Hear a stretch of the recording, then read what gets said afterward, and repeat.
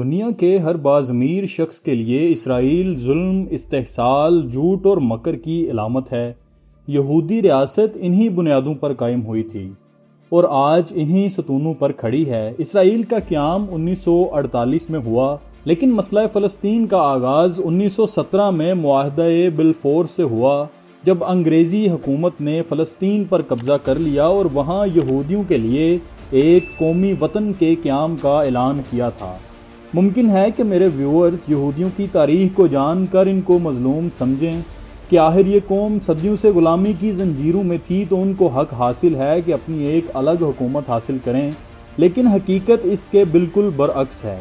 یہودی قوم نے اول دن سے اللہ تعالیٰ کے احکامات کی توہین کی، سینکڑوں انبیاء کرام کو قتل کیا، حضرت یحییٰ علیہ السلام کو قتل کیا اور حضرت عیسیٰ علیہ السلام کو قتل کرنے کی سازش کی، آپس میں ایک دوسرے کے ساتھ سازشیں کرتے رہے اور اپنی حکومتوں کو نقصان پہنچاتے رہے، اور جس حکومت میں بھی رہے چالاکی اور مکاری دکھاتے رہے اور ہمیشہ فسادات کا ساتھ دیا۔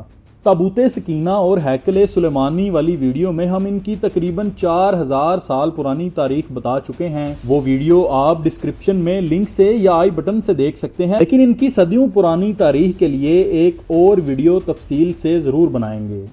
ناظرین، یورپ میں یہودیوں کے ساتھ روا رکھے جانے والے سلوک کی وجہ سے صہیونی تحریک زور پکڑنے لگی، جس کا مقصد یہودیوں کے لیے الگ ریاست کا قیام تھا۔ اس وقت فلسطین کا علاقہ سلطنت عثمانیہ کے کنٹرول میں تھا۔ پہلی جنگ عظیم کے بعد یہ خطہ برطانیہ کے زیر تسلط آیا، جہاں یہودی بڑی تعداد میں منتقل ہونے لگے اور یوں مقامی عرب آبادی کے ساتھ تناؤ کا آغاز ہوا۔ تناؤ کے بعد برطانیہ اور فرانس نے مشرق وسطیٰ کو تقسیم کیا اور مختلف ریاستیں قیام میں آئیں، تاہم فلسطین برطانیہ کے زیر تسلط ہی رہا، جہاں عرب قوم پرستوں اور صہیونی تنظیموں کے درمیان کشیدگی بڑھنے لگی۔ صہیونی تنظیموں نے عسکری گروہ قائم کر لیے، جنہوں نے دوسری جنگ عظیم کے بعد الگ ریاست کے لیے دباؤ بڑھانا شروع کر دیا۔ سن 1947 میں اقوام متحدہ نے ووٹنگ کے ذریعے فیصلہ کیا کہ فلسطین کو 2 ٹکڑوں میں تقسیم کیا جائے گا، جن میں ایک یہودی ریاست ہو اور ایک عرب ریاست، جبکہ یروشلم یعنی بیت المقدس کو ایک بین الاقوامی شہر قرار دیا جائے گا۔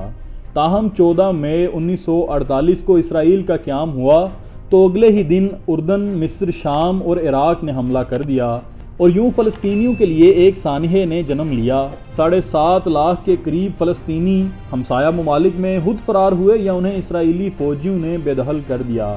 1967 کی عرب اسرائیل جنگ نے اس تنازع کو مزید پیچیدہ بنا دیا، جب اسرائیل نے عرب اتحاد کو شکست دے کر مصر سے غزہ کی پٹی، شام سے گولان اور اردن سے مشرقی یروشلم سمیت ویسٹ بینک یعنی غرب اردن چھین لیا۔ مصر کو سینائی سے بھی ہاتھ دھونا پڑا۔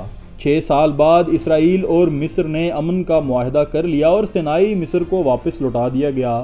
اردن نے بھی کچھ عرصہ بعد اسرائیل کو تسلیم کرتے ہوئے مصر کی تقلید کی۔ اس کے بعد سوال یہ ہے کہ فلسطین کے 2 علاقے کون سے ہیں؟ اسرائیل آج بھی غرب اردن پر قابض ہے، تاہم اس نے 2005 میں غزہ کی پٹی سے فوجیں نکال لی تھیں۔ اقوام متحدہ آج بھی اس علاقے کو مقبوضہ مانتا ہے۔ اسرائیل پورے بیت المقدس کو اپنا دارالخلافہ مانتا ہے، جبکہ فلسطینی مشرقی بیت المقدس کو مستقبل کی فلسطینی ریاست کا دارالحکومت مانتے ہیں۔ اس وقت 2 فلسطینی علاقے ہیں، جن میں سے ایک غرب اردن اور ایک غزہ کی پٹی ہے۔ ان دونوں علاقوں کے درمیان 45 کلومیٹر کا فاصلہ ہے۔ غرب اردن کا رقبہ 5970 اسکوائر کلومیٹر، جبکہ غزہ کی پٹی صرف 365 اسکوائر کلومیٹر پر محیط ہے۔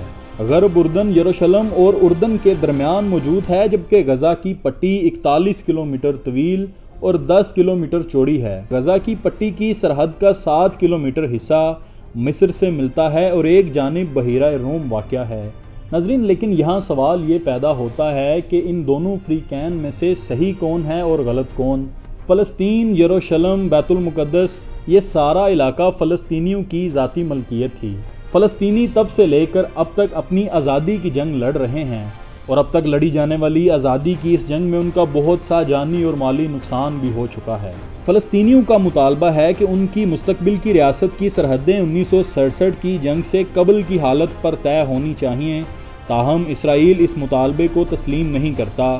اسرائیل نے 1967 کی جنگ کے بعد جن علاقوں پر قبضہ کیا وہاں غیر قانونی بستیاں قائم کیں اور اب غرب اردن اور مشرقی یروشلم میں 5 لاکھ کے قریب یہودی بستے ہیں۔